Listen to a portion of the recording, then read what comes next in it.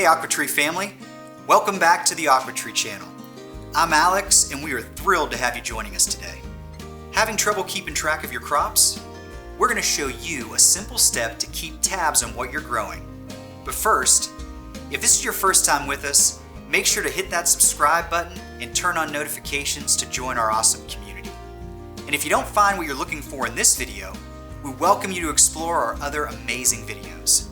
We have tons of valuable content to help you master your Aquatree game, from expert tips and tricks to wonderful insights from our community members.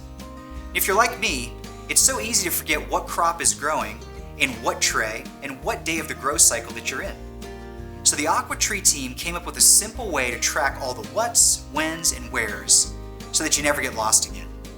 First, you'll need to have a chalk marker on hand. I like to use a white chalk marker because it really helps the text stand out on the tray so that I can easily read it.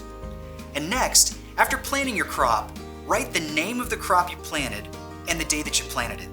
I actually wrote broccoli and July 15th on the side of this tray as an example.